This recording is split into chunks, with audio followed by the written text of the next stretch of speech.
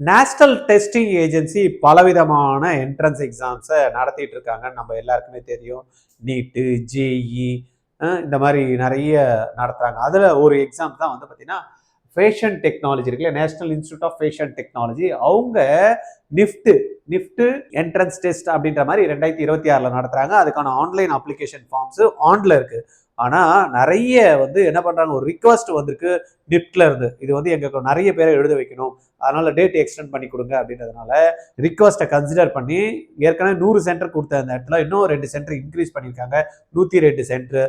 அதன்படி பார்த்தோம் அப்படின்னா ஜனவரி 13th வரைக்கும் அப்ளிகேஷன் ஃபார்ம் ஓப்பன்ல இருக்கு.